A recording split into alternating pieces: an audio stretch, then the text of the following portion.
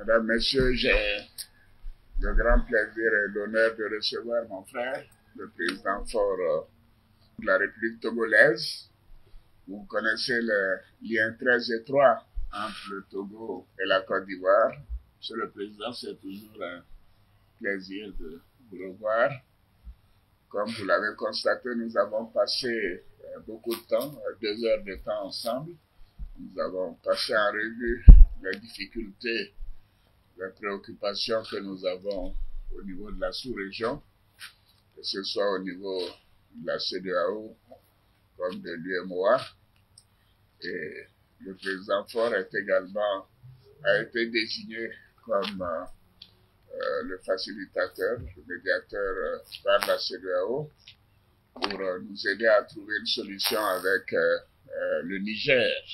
L'Afrique de l'Ouest est un bloc où les choses se sont bien passées jusqu'à très récemment et nous devons tout faire pour que cela continue. Monsieur le Président, merci d'avoir passé beaucoup de temps à échanger sur ces questions qui nous préoccupent tous les deux. Merci d'être venu. Merci, Monsieur le Président et chers frères. Je voudrais d'abord te remercier pour l'invitation que tu m'as adressée et surtout pour l'accueil et l'hospitalité que tu as bien voulu me réserver. Ça a été une discussion difficile parce que les problèmes le sont. Notre région, je crois, n'a jamais connu de telles épreuves. Le problème du terrorisme qui nous affecte tous, parce que nous disons toujours que quand un pays est affecté, l'ensemble de la communauté est affecté. Et un problème qui dure. Nous avons des États, un pays qui est sous sanction, d'autres qui sont suspendus et qui font encore face à des difficultés qu'ils connaissaient déjà. Donc, nous nous sommes préoccupés, le président et moi-même, de la situation humanitaire dans les différents pays et nous nous sommes interrogés sur la nécessité peut-être de réexaminer ou réévaluer notre stratégie de gestion et de règlement de ces crises-là. Nous sommes préoccupés également par la décision prise par nos frères de quitter la CEDEAO. Et nous croyons qu'un dialogue est toujours possible. Nous ne devons pas arrêter de parler tant que nous n'avons pas trouvé la solution.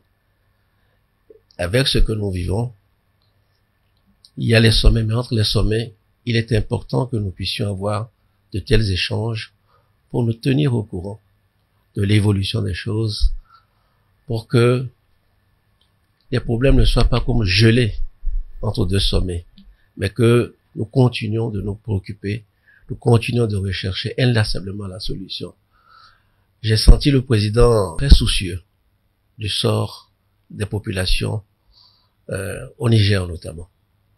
Naturellement, nous pensons aussi au président Bazoum. Nous avons parlé de cela. Mais ce n'est pas ces 2 situations qui sont tristes, l'un qui est en otage et d'autres populations qui souffrent, ne règlent pas le problème. Quel sens ont les sanctions que nous prenons? Comment faire pour dépasser cela? Parce que le statu quo, l'immobilisme que nous connaissons aujourd'hui n'est plus possible. Nous n'avons pas forcément trouvé une solution et nous n'appartient pas seulement au président Alassane et moi-même. C'est une solution qui doit être trouvée au sein de l'organisation.